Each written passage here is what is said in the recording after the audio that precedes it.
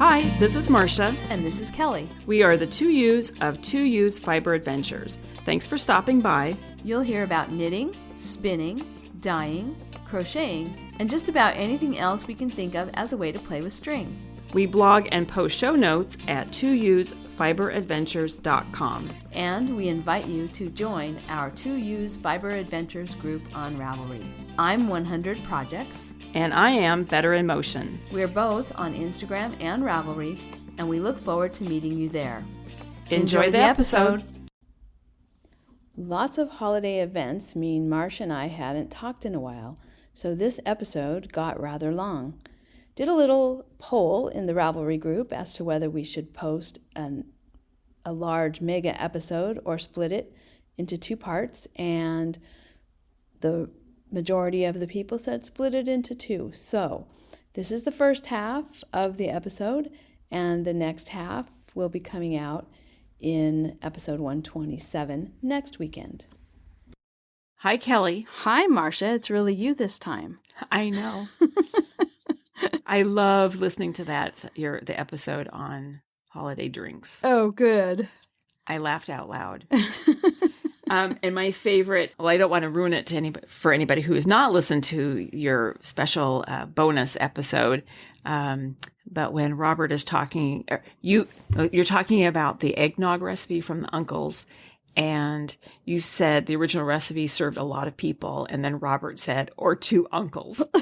And you have to know Robert, the way he said it, he's so deadpan. Yeah. I laughed out loud. And I remember I just texted you in the middle of listening to the podcast. I'm laughing out loud over this. So it's just so funny. Anyway. That was fun. Fun episode. Mm-hmm. And then the other morning he said, I was telling him, someone had commented about it. And so I'm like, oh, you have a comment about the episode you were on. And, that was fun to hear you. And he's like, I think I could have done better. Of course, we always think we could have done better, right? Yeah. Oh, I thought that was pretty funny. So, well, and just to kind of follow up on it too, and the comments, I was surprised about eggnog. There's a whole discussion about using raw eggs and eggnog, and does the alcohol alcohol kill any bad things that are in the eggs, possibly? But it was so now I'm looking at this, so I want to get the right person. Oh, is it Holidy's comment? Knit Admin talked about her sister-in-law makes it at Thanksgiving, makes the eggnog and lets it sit until Christmas. Yeah, because replying to because Holiday posted about how after 3 weeks is the threshold time or something like that for they actually put salmonella into eggnog and tested it. And after 3 weeks, it was gone. Yes. Yeah. So I guess it's actually better if you let it age a little bit. But I don't have room in my refrigerator for the holiday eggnog to sit in there from Thanksgiving on. Yeah. I have a 1940s refrigerator, so yeah. So I have to have a 1940s mentality about eating raw eggs. It'll be fine. For me, from my stomach. I'm not recommending anyone else do anything else, but I just think to myself, oh, it'll be fine. Yeah. So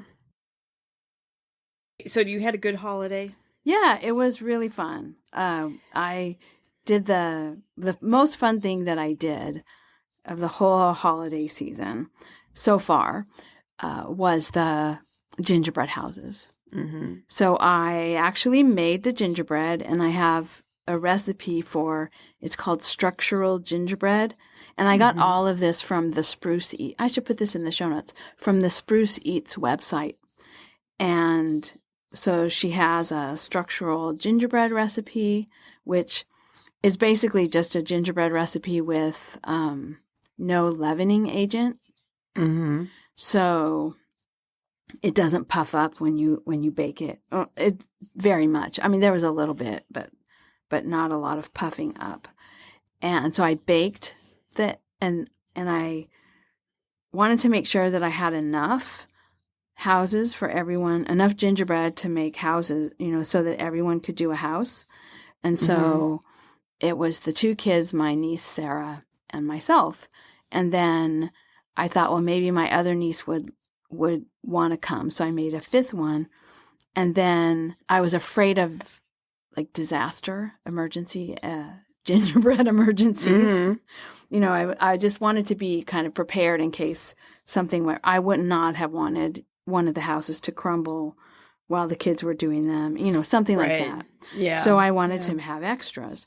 Anyway, the recipe that I used turned out to make like 3 houses per recipe, and I made 3 batches. So I had 8 houses, gingerbread houses. Only 5 of them got decorated. I still have 3 undecorated houses. But I made all the gingerbread one day, and then I waited a few days, and then I made the royal icing, and my plan was to construct them on one day. And what I realized is what I really needed to do was construct the walls on one day and then construct the roofs the next day. So when the first couple of roofs were a little bit of a problem, I quit for that day and then came back the next day and put the roofs on it. It worked much better. So it was a 3-day project, and it was long. The day I was making the gingerbread and cutting out the gingerbread and baking all the gingerbread, that was a really long day. But it was super fun. I had a great time doing all the preparation. And then the kids came over and decorated, and my mom and Dennis crashed the party. They had been taking Sarah out to lunch for, to celebrate the end of her semester. So they had taken her out to lunch, and so they stopped by, and then they left fairly shortly, but they just came by, dropped off a couple of things to us and to Robert and I, and picked up some gnome things from Aunt Betty. Picked up the gnomes from me, and then left. They didn't stay for the whole decorating, but Kai wanted to get going right away. My grandnephew, he wanted to get started like immediately. And so I didn't make him wait. I just said, okay, let's get started. And Sarah's like, oh, we're starting already? I thought we were going to sit and talk for a little while. And I said, you can sit and talk. We're going to start. We didn't come here to sit and talk. We came here to decorate gingerbread houses. Exactly. So anyway, the 2 kids were totally engaged for a long time, longer than I thought. For a long time. Faye took a little break and went around and rearranged all the nativity scenes, and found some knitted toys and in my octopus. And she comes down. She's like, I would like to take this home. Like, well, you can't because that's mine. But you can play with it every time you come visit. So anyway, yeah, they were here for, I don't know, good 3 hours decorating and eating candy. And yeah. Well, I loved looking at the pictures that you posted because they were fully loaded. Gingerbread houses. And it's a good thing you put all that effort into constructing them and the engineering of them because they had a lot of payload on those roofs. Yeah, they were groaning under the weight of all that candy. Well, and the funny thing is when they left, and I was like, okay, let's get your houses loaded up into the car. And Sarah's like, I'm taking them home. I said, well, of course you're taking them home. And she's like, oh, Aunt Kelly, what? You don't want me to get to sleep in now that school's out? You don't want me to sleep in because now I have to wake up as early as the kids to make sure they don't eat all the candy off the house? And I wish she had taken pictures, but she said the next morning, by the next morning, there was very little candy left on the houses. And by 3 days later, the houses were totally stripped of candy, and then Kai and one of his friends broke one of them up so that they could eat the gingerbread. So it's kind of like my mom's theory of Halloween. You know, she kind of adopted my mom's theory of Halloween. Like, just go ahead and eat it all. Eat it all and get it out of here. Yeah. And phase 5 and her house, she already had little tooth marks in the kisses before she even left my house, because after she had put the candy kisses on, she went around and she bit off all the little curly tips. So they all had little teeth marks. It was so much fun. I'm so glad I did that. It was so much fun. Well, and I was going to say, when Sarah's comment about, what, they're coming home with me? Yeah. These, that was not your problem. That's like, exactly. This is the thing about, that's not your problem. You're giving them all that, and that's her problem now. That's right. She can worry about whether she cares if they eat all this stuff. Mm-hmm. But I do wish she had taken a picture. And I don't know, maybe she felt like it would make me feel bad if I knew that. But I wish she had taken a picture of the houses totally stripped. Mm-hmm. Because that would have been quite funny to see. But they were very very clever with the different things that they put. And they made snowmen, and Kai made a little fire pit for the front of his house, like his grandma and pappy have. And it was a lot of fun. And I had a good time making the gingerbread and building the houses and, you know, putting the walls and roofs together all by myself. And then I had a really fun time with the kids putting all the candy on. So, and then my two nieces, Sarah and her sister Elena, because Elena came over, they were so competitive. It was funny. Sarah was like, well, gosh, Elena, if I'd have known you were going to take this so seriously, I would have done my house better. Like, okay, girls. Ratchet down the competitiveness just a little. It's Christmas. And this is a kid's project. Yeah, really. You're not even really supposed to be here. No, I'm kidding. Just kidding. We all had fun. It was a great fun thing. And Kai announced that when he's 9, he thinks we should have just one big, giant gingerbread house that we all decorate, which I actually think would be a recipe for disaster. But I get his point that he really wants a big house to decorate. So I'm thinking I have 2 years to improve my architectural skills. I understand. Yes, I agree. I understand. But I think logistically it will be a little bit of a nightmare given the competitive nature of the older. Yes. The two nieces. Children, the two nieces that, you know, having a, which is trying to decide how this house should be. I always remember my father was offered an old Mercedes years ago. This is years and years ago. Was offered an old Mercedes that was running but not in great condition. And someone suggested, the owner of the car said that my father should buy the car because then it could be a project for my father and my brother to work on. He said, you know, it'd be great because it would draw you, bring you closer to. Bring you closer. And my father said, oh yes, closer to blows. That's the comment. Closer to blows. That's good. I think, yeah. So sometimes things are not meant to be a group project. Yes. Yes. And I did have this idea that with the empty houses, you know, the extras, that I might like to just sit one day during my vacation and put together one of those houses by itself, you know, by myself. And I didn't. I never did that. I had too much fun doing it with the kids. But there is that, you know, like the creative aspect of doing something. You can't always be as creative as you want when it's a group project. So making room for that's important too. Yeah. So what about you? How was your holidays? It was very nice. My son's girlfriend arrived from Cleveland on the 17th. So it's been really nice having her here. And she's never celebrated Christmas before. So she was very excited about the notion of getting a Christmas tree and decorating it. And, you know, what happens on Christmas Eve, what happens on Christmas Day. Of course, we're not a religious family. I mean, you know, going to church, that kind of thing. So we didn't do the whole church thing. But I think she enjoyed it. It was fun. Oh, good. all the cooking and All the cooking. Oh my gosh, Marsha. all the cooking.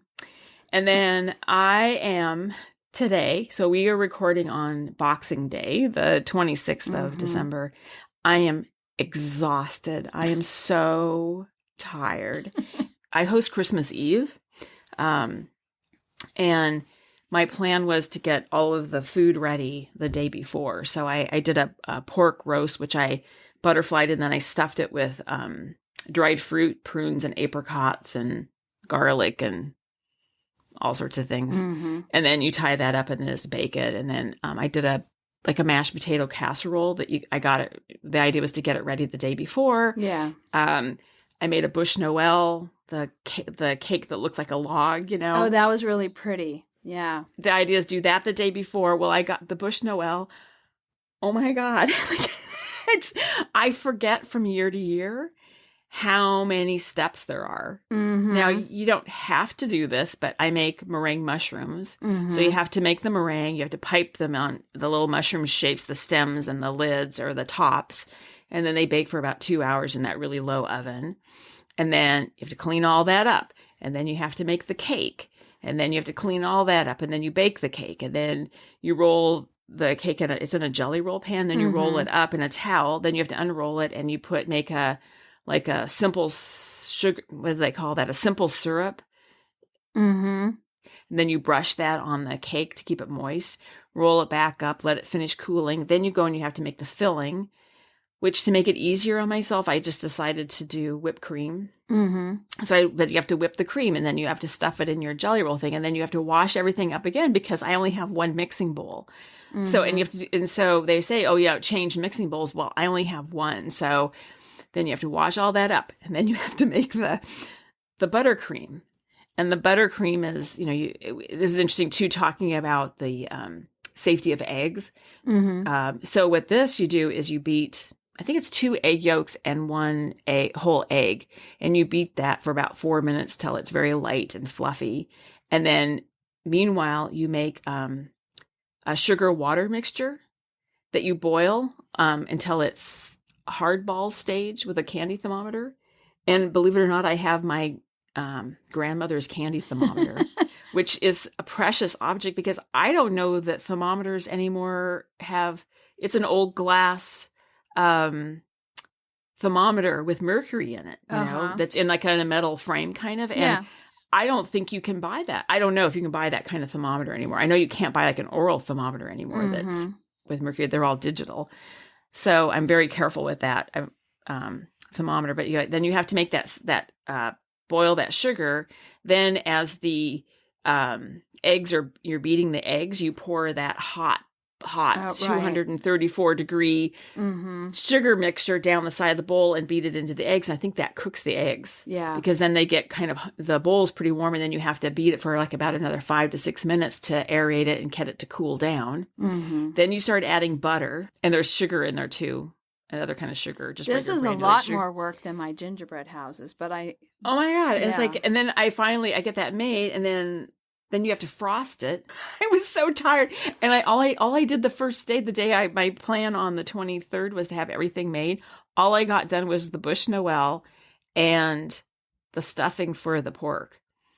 Otherwise then Christmas Eve, I had to butterfly the pork and stuff it. And then I had to make my potato casserole. And then Christmas Day, I had to clean everything up. And then Christmas Day dinner, we go to my brother's and we always have champagne before dinner. And we always make chicken pot pie. But even though dinner's at my brother's house, Kelly, who makes the chicken pot pie? Marsha makes the dinner, in case anyone was curious. So he's my, is that the right term, a sous chef? He's basically assisting me, but I have to make. Anyway, I came home and last night I was so tired and today I'm so tired. And part of the reason why I'm so tired, and this is my own doing, is I decided to have an open house. And I did this last year, but I did it the first weekend in December. But I didn't make the decision till a little too late, so I decided to do it on the Saturday the 21st, which is too close to Christmas. I thought you were crazy. I did not realize how dumb. Crazy or just flat out dumb. I'm going to put me in the dumb category. In part, what the real other than the fact that I was exhausted making all the food, But the other problem is storing all the food. I went to the store, I got everything for the open house and everything for Christmas Eve. But my refrigerator's not that big. Like, where do you store all of the wine, all the drinks, all the ice, all of we store, like, just for a regular Thanksgiving dinner, we use the cooler.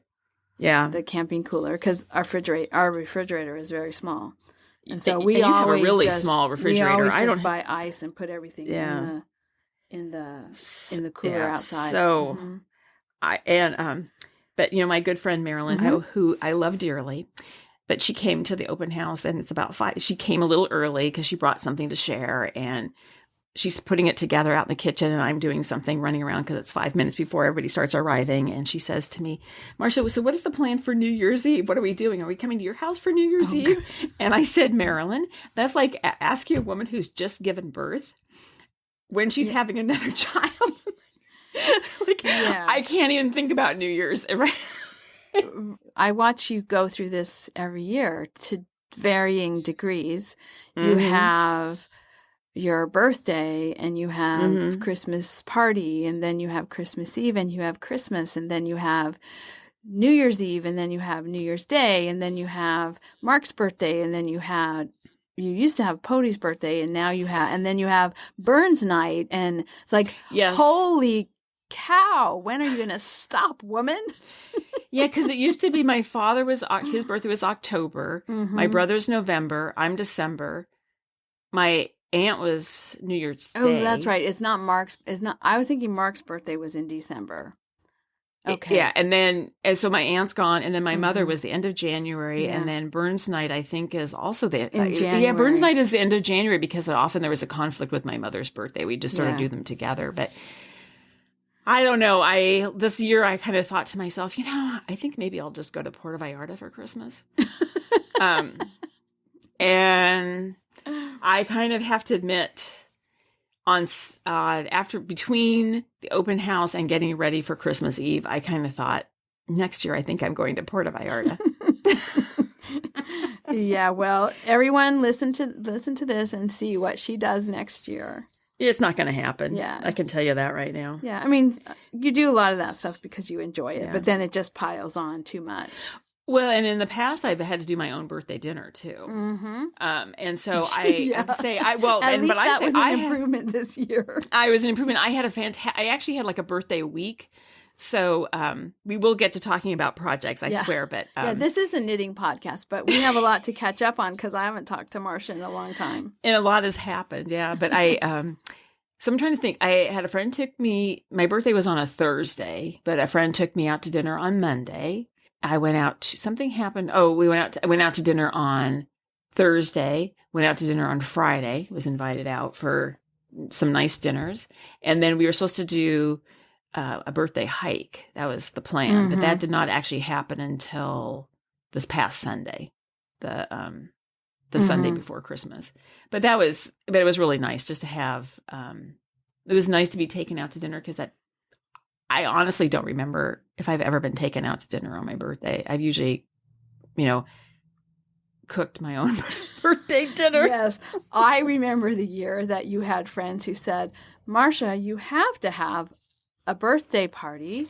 Yes. And then you were so exhausted that you said, it would, in your own head, you said, well, it would be easier for me to have it at my house than to go to someone else's house. So yeah, okay, they can have it here. But then instead of bringing the party to your house, you ended up being the one actually giving the party at your house because I do remember to have your own birthday party, Marcia. I know. I remember that. I think there was I remember that year too because people were invited that I'm not really close to. That's all I'm going to say. And I remember there was so much when half of my family was all engaged. I'll just say it. My brother was more engaged with his friends that he invited that I actually it's time to do the birthday cake. Well, I'll light my own birthday candles. That was the thing. I lit my own birthday candles and then I blew them out. So those are the years when you say to yourself, okay, something has to change here. Yeah. But I am going to say something, and I will say something about this too, is that now, let's see, my divorce was final I can't even remember. It's been 2016, December 2016. 3 years, right? 3 years. Yeah. Nothing ever happened. Paul never did anything for my birthday. I mean, I get a card, but I was not taken out to dinner. Nothing. And that's not why I divorced him, but it's a good reason. A symptom of a larger problem. Anyway, I would just say one thing about divorce and my particular ex-husband, I think we're much better together now as friends and not as partners. And I think he's funny. And there's moments, I will be completely honest. There's moments where I go, oh yes, this is why we're no longer married. But on the whole, we get along really well and I enjoy him. It occurred to me that I had this great week. Paul and Ben took me out to dinner and they put together the birthday hike. It didn't work out exactly, but it did work out. And then we had a nice dinner out at Ray's over on the water and a nice birthday gift and everything was really nice. And I thought, I had to say this. I had to break up the family to make us like a family. Do you know, to make us sort of act like family is I actually had to sort of legally end the family. Yeah. And that's a weird thing. That's interesting. Yeah. And I thought, I wonder if it is when you go through a divorce is if it then the things that you took sort of for granted, then suddenly like I think maybe I was taken for granted that I always did things. And now there's a lot more willingness to, we need to do some recognition. We need to help. We need to participate. Yeah. So it's I'm not recommending it to everybody to break up your family to become a family. But in my case, I think it's helped a great deal. Yeah. Really has been great. I mean, and given the fact that we have been together, we're always going to be connected. Right. So it's nice that it's, I think it's really nice that so far we're, it's doing a lot better. Yeah. So it feels more like we're a family now. So anyway. Well, that's good. But I am completely exhausted. But give me a few days and you'll be planning New Year's Eve and New Year's dinner. It did actually. The other day I went for a walk and I was kind of thinking, I wonder if I have New Year's, what will I serve? And I thought, God, no, I really don't think I want to do anything on New Year's. Mm-hmm. But should we talk about projects? Yeah, we probably should talk about. Have we exhausted all of our antics about Christmas? Yes, I think so. Okay. I think so. Yeah, I'll have to tell people at the beginning, skip to the 28-minute mark if you're just here for the knitting. Yeah. Well, do you want to talk about your projects? Yeah, why don't we? Right now I'm knitting on something, but I'll talk about that in just a minute. But I'll go ahead and start with mine. I'm close to finishing the Habitat sweater. In fact, I debated about working on that while we talked, but I'm not. Mm-hmm. I'm not as good at crocheting while I watch the computer and, because I have to I still have to really look at my crocheting. And so I thought, no, it's probably better, given that I'm recording on the new computer, needing to watch and make sure I'm doing, nothing is going wrong. I thought, well, I better just do knitting where I can look at my screen. And so I didn't bring that Habitat cardigan, but I'm on the ribbing. So you make this rectangle, and then you sew the rectangle in such a way that it makes armholes, and then you add ribbing that's like the front band and collar. And so I'm on the ribbing. It took me a really long time to get the rectangle to be the right size, and part of it was my gauge, and I think part of it is I should not have chosen the size that fit my measurements. Mm-hmm. I should have chosen a much larger size because of the ease. We've talked about this before. Is the ease included in the pattern or? Mm-hmm. And yeah. So anyway, I had to crochet the rectangle a lot bigger than I originally expected, or a lot bigger than the pattern called for, before I put the ribbing on it. But now it's at a size I like it. I was debating as I started the ribbing, and I kept telling myself, if you don't think it fits now, you're going to be thinking it even less when you get more rows of ribbing on. I almost ripped it all out and started over, but I thought, no, I think it's going to be okay. And it is. I'm glad I didn't rip it out and start over. And then once the ribbing is done, the crochet ribbing is done, for the collar band, then I start the sleeves.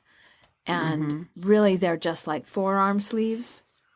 Yeah. Because the thing is kind of baggy and it has drop shoulders and it's kind of like a shrug. And so all I'm doing are 2 tight little tubes.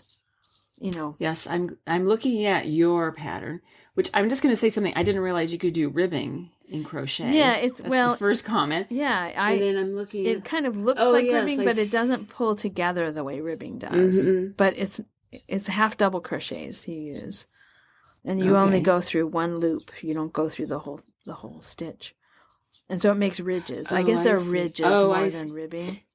Okay. It looks like ribbing. It's such an interesting sweater, Kelly, because you're right. The arms, quote unquote, are more like, they remind me of wristlets or something. Yeah, they're just little cuffs, kind of. Mm-hmm. Yeah. Anybody who's made a shrug, it kind of is, it's kind of that shape, only big like a sweater. So I'm going to like the sweater a lot when it's done, I think. I'm enjoying crocheting it.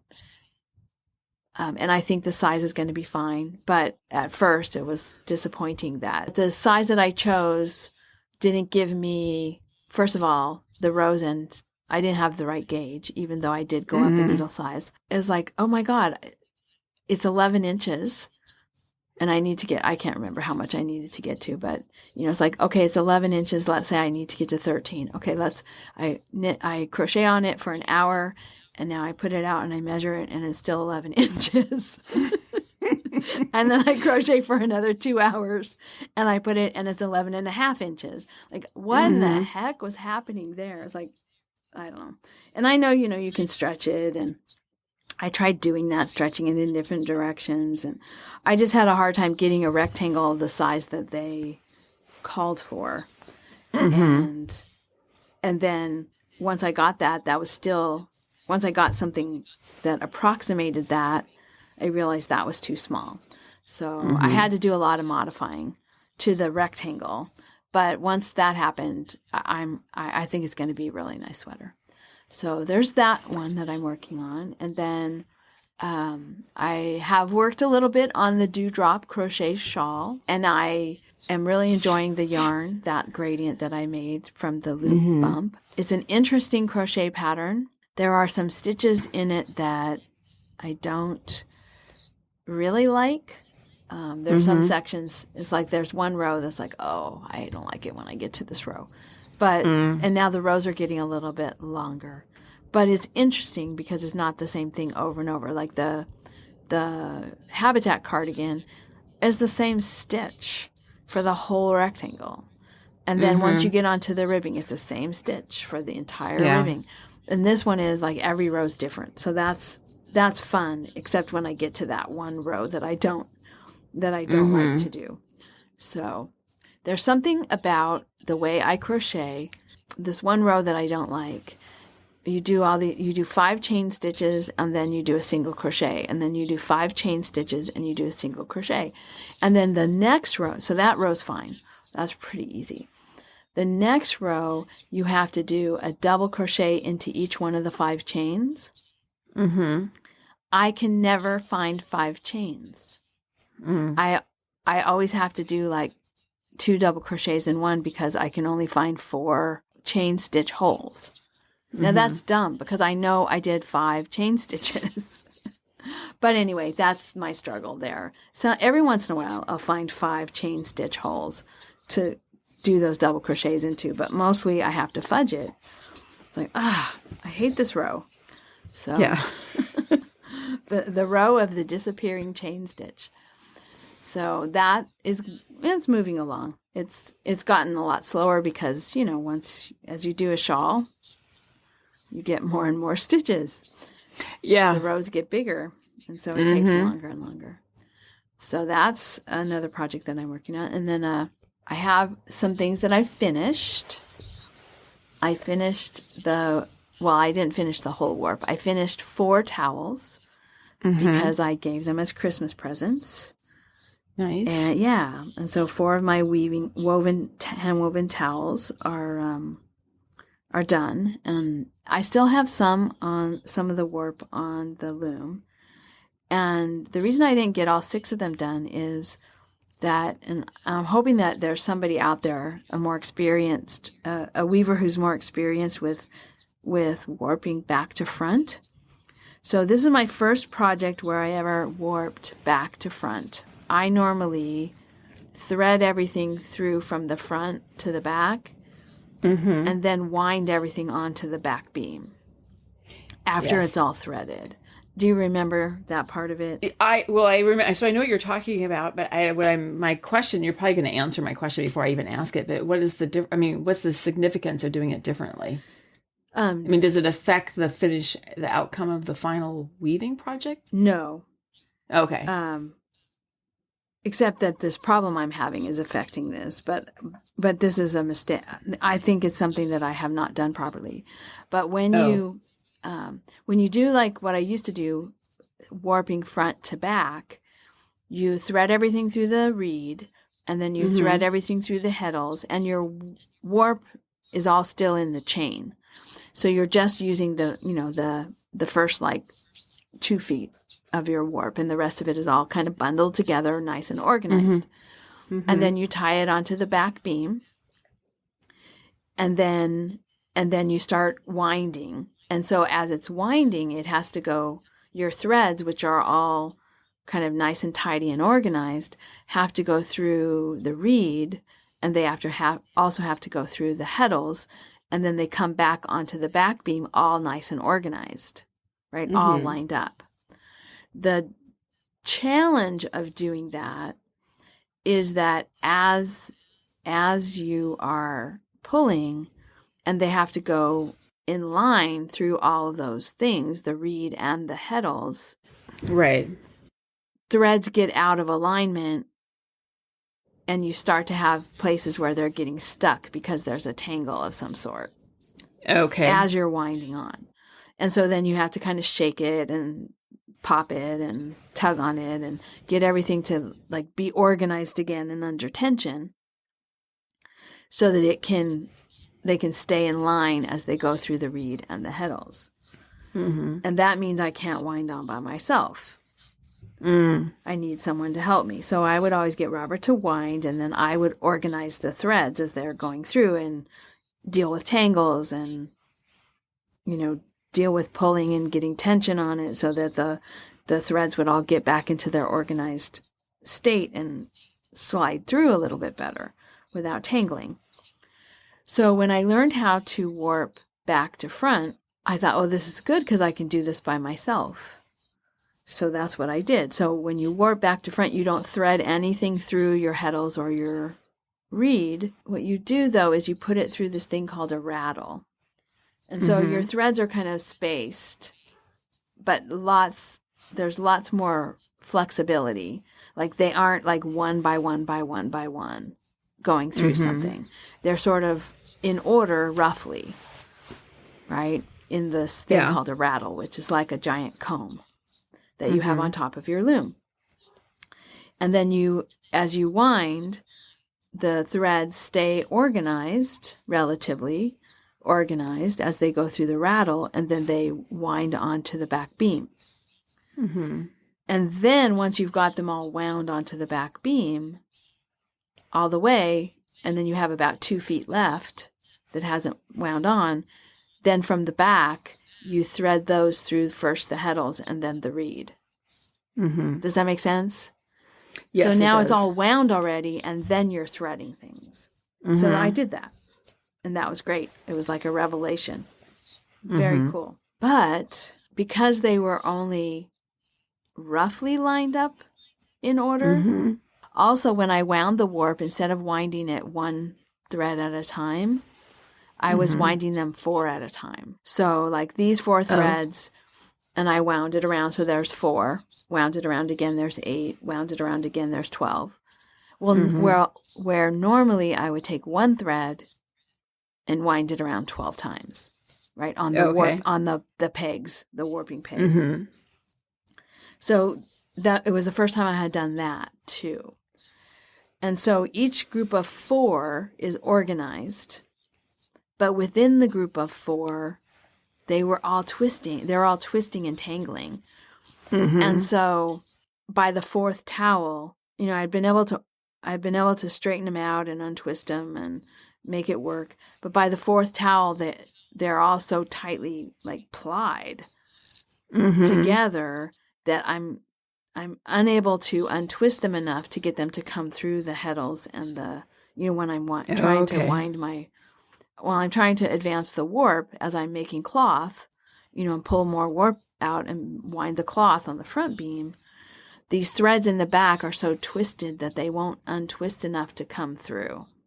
Mm-hmm. So I'm not sure whether it's a function of warping back to front, if it's a function of holding 4 threads at once as I warped, if it's a combination of those two, or if it's just something that shows up, or if I've done something wrong along the way that I didn't realize when I did this warp a year ago. Mm-hmm. So anyway, it was good to cut them off because now I can try to reorganize things and get the last 2 towels off the warp or off the loom. Or I could just say, you know what, this is too tangly and I'm going to sacrifice those last 2 towels in the interest of sanity. We'll see. I haven't tried to work it yet, so I don't know. Yeah, but now I can see where it's a problem. Yeah, huge problem. Yeah, the thing about warping front to back to front is that you don't have to have all your threads totally lined up in order in order to wind it. But because they're not all totally lined up in order, now as I'm unwinding it, I'm finding tangles. So the same tangles that you have when you warp front to back at the beginning, I'm now finding those tangles as I weave off the back to front warp. So anyway, I'm very much looking forward to any feedback that listeners can provide who are more adept at this back to front version of weaving or warping. So, but the towels turned out really great. I used pebble weave was one of the weave structures. I used twill. I used another twill variation that I can't remember the name of from the Marguerite Davison book. And then I used something that I learned from the Jane Stafford Guild. She does lots of combinations of light and dark in the weft, just regular tabby, but you then use different combinations of light and dark. So I did it just with tabby, plain weave, and did light, dark, light, light, dark as my weft. And so the light was the cream color and the dark was a gold cotton linen blend that I had.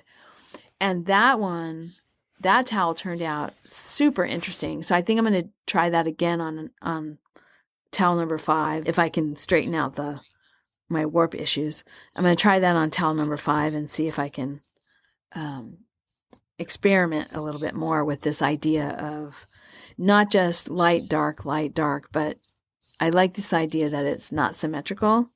Light, dark, light, light, dark. That just makes it really interesting. Just the color changes, You can't really see that it's 2 colors of warp unless you really concentrate, really focus down on the threads. So, but it was really, it made it really nice. So, and there are different types of yarn too, and that made it kind of rough textured. And I think it'll make a really nice towel. 4 finished towels. I hemmed them on Christmas Eve. No, I hemmed them on... No, yes, I hemmed them on Christmas Eve. And Kelly, I'm just going to interrupt just to say, I'm looking at your project page. And I'm like, well, when you said that you hemmed them on Christmas Eve, I thought that's really fast because this was started December 17th. Oh, no. Then I looked at the year. Yeah. 2018. So, yeah.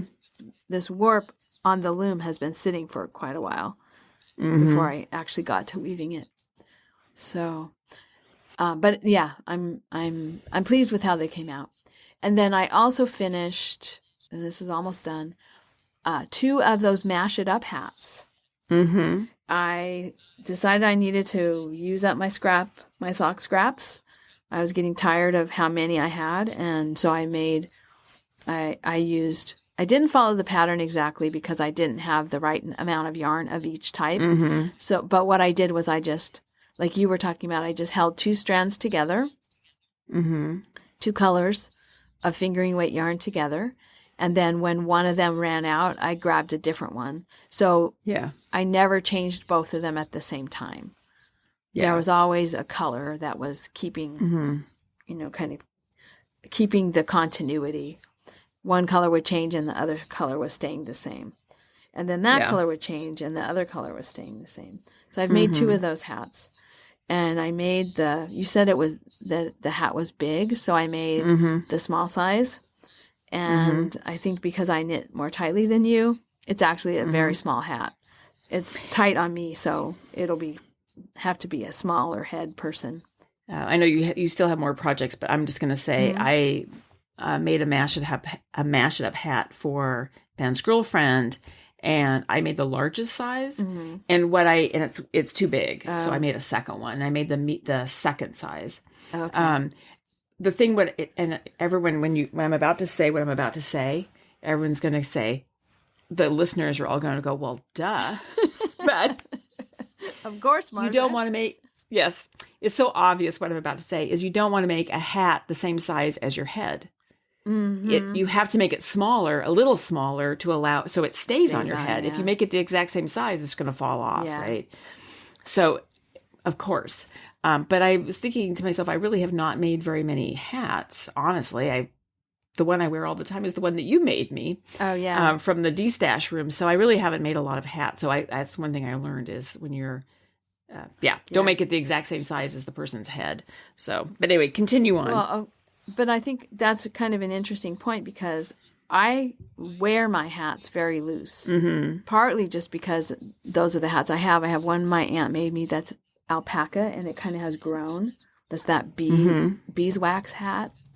And then I have the Ricky hat, and that one is like a Polworth silk, and so it's not a real stretchy, super stretchy, bouncy yarn, and it's more drapey.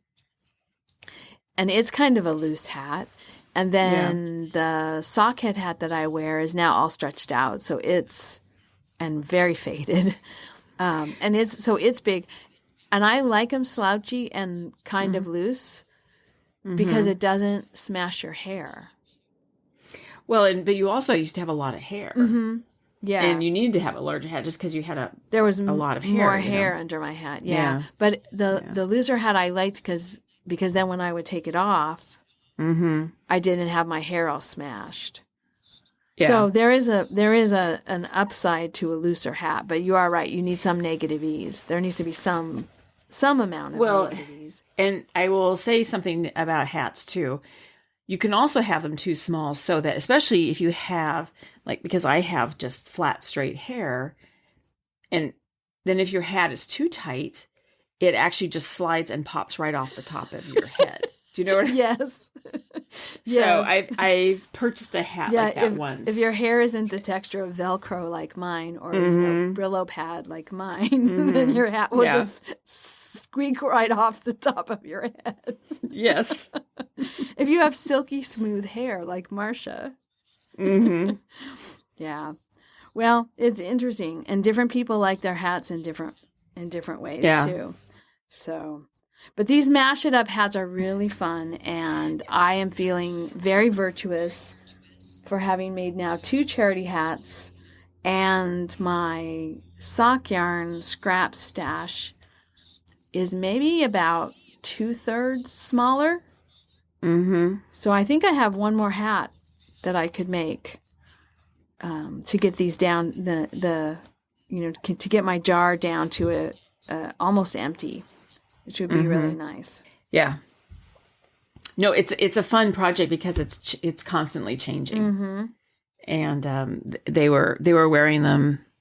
I gave them to them. I don't know, like the 18th or 19th or something. And so anyway, they were wearing them outside. Yeah. Because Ben just took the big. Yeah, he just took the big one, and then Bar has the smaller one. They were walking around, and I thought, wow, they're good. They're good looking hats. Yeah. You can't really go wrong on those. Yeah, I did one where the first one I didn't really pay attention too much to what I was picking. I mean, I paid attention a little, but I've got some bright colors in amongst more neutral things, and it. At first, I was like, "Oh, I'm not so sure I'm going to like this," but I like it. It turned out good. And then the other one is all more colors that blended together better. So they're all kind of in the same family of blues and purples. Surprising amount of blue and purple in my sock yarn scrap stash. And a lot of them were the Regia patterned yarns, because they're scraps from my mom. And she was making a lot of socks out of that and then giving me her scraps. So that was kind of fun too, because you get interesting kinds of color changes. Yeah. From that. I don't know if it's Regia or Heart and Soul, but one of those ones that has the printed on pattern. So they come out looking like Fair Isle or whatever when you knit your sock. I will say the one thing about the pattern and the combining the yarn is the first one I made is you use the same. So what am I trying to say? There's 2 inches of ribbing around the bottom of the hat, and the pattern says you use 2 strands of the same colorway. And I used a solid. There's some leftover solid gray yarn for the first one, and I didn't like that solid fabric with now all the multicolored stuff on the top. So the second one I made for a bar, I used for the whole brim. I used the same 2 different colors, but held together. Yeah, but they were very similar. And then to break that line up, I knit. I mean, say the whole 2 inches is maybe say it's 16 rows. I would do like maybe 7 rows of the 2 colors held together. And then I picked a contrasting color and did 2 rows of the contrasting color, and then back to the 2 rows of what I started with, just to break up that block of that big 2-inch block of ribbing. Yeah, because if the whole rest of the hat has some variation on it, and then the ribbing is this kind of all the same. Yeah. Yeah, my ribbing is different. And like I had to switch colors in the middle of the ribbing just because of the fact that I was just using scraps. So, and I don't think either way is wrong. I think I just didn't like the way it was turning out on the first hat. So personal preference. Yeah. But there were a couple of times on mine where I had 2 colors going and it was going to keep going longer. If I, finished the ball, it was going to be too long of a stretch of the same 2 colors. And so I was like, okay, I'm going to break this one and grab something else. Just because I have differing sizes, differing yardages of the balls of yarn. So, yeah. Anyway, it's a fun pattern. It's a great way to use sock scraps. It's fun to combine the colors. It's fun to see what happens. Yeah. I thank you for that recommendation, because I had a good time making these 2 hats. So yeah, those are my 2 finished things: the weaving and the hats. And then I have a cast on. I alluded to it at the beginning. It's what I'm knitting today. It was a gift on Christmas Eve at my mom's. I'm opening the gifts from her, and one of the gifts from her was a knitted nativity scene kit. And so, of course, on Christmas morning, I had to start that. So I have gotten most of the way through Mary, and now I'm working on Mary's headdress, her headscarf. And once I get the headscarf done, then all I have left are her little sandals, and then I can put her together and stuff her. And so how big are these? They're 8 inches tall. And yeah, it's called, let me see what it's called. You can actually see the pattern in Ravelry.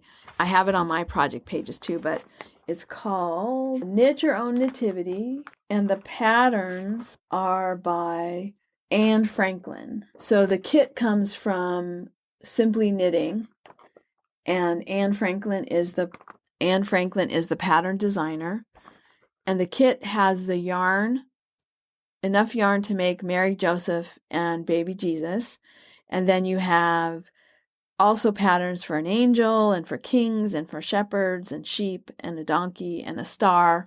And you can buy your own yarn to do the rest of them. So I'm going to make the whole, at least my plan. We'll see how it goes. Mm-hmm. My plan is once I've finished with the yarn from the kit and the 3 of the immediate family, I'm going to get more yarn and do the rest of the characters. Yeah, right now it sounds fun. Right now I'm enjoying it. So we'll see. And when I did the Star Wars, all those Star Wars, that was fun too. So I don't think I'll get tired of this. I think I'll want to finish all the. I mean, you could just stop. I have nativities that just have Mary, Joseph, and the baby Jesus. But I think I'd like to have shepherds and sheep and donkeys and. Oh yeah. So. And you've got. I'm looking at there's like the angel holding the little star that. Yes. It's cute. Did you know her name is Gloria? Now that you say that. So, no, her name really isn't Gloria, but okay, Gabriel. On our nativity from my childhood, she has like this sash banner that says Gloria. Yes, I do, because we have an old plaster nativity scene that's years old in it. It says Gloria. Yes. Well, so I always thought her name was Gloria. So now every year when I put up the nativity scene, I always comment about the angel Gloria. Angel Gloria. Well, I would say I'm just looking at on your project page, just now looking at the pattern, the finished ones. Joseph's beard is adorable. Yeah. Just, if you've seen it, it's just a garter stitch beard, and it's very cute. So, yeah, he's the only one that has a beard. I'm super having cute. A good time so far. Mary will be finished before I go to bed tonight. And I'll have a picture to put on my project page. So I've been having a good time with it. It's fun. It was a fun surprise to have a Christmas cast on that I didn't even know I was going to have. Yeah. Yeah. All right. Okay. So what about your projects, Marcia? Okay. So my projects, well, I'll just finish talking about, I did the Mash It Up hats. Those 2 are done. And I think that they really like them because they were from the sock scraps and they're all into, reuse and recycle and everything. But I also wanted to make them other hats. I was feeling a little unsure about the colors, how great they were. And so Santa gave each of them a skein of shepherd's Stonehenge shepherd's wool. Oh, yeah. And the worsted weight in their stockings to make them each an 1898 hat. Oh, that's nice. So that's what I'm planning on doing. Because that's such a great hat, because one of the things when we were on the hike and they were wearing the hats the Mash It Up hats is, Ben said, the wind kind of like they're warm, but if there's any kind of wind, it's a knitted fabric. So it's basically hundreds of little holes. And so I said, well, I think that 1898 hat, even though it's you have that garter stitch around your ears, but it's a double layer. Yeah. Seems like you're you still have holes, but you're somehow reducing the holes. So that's is a project I'm going to try and get those done before Bar heads home on the 9th of January. We'll see. All right. At least get hers done so I don't have to ship it to her. But other projects, I'm almost done with the Shared Rib Cowl by Ann Hansen. All right. And I actually finished last night.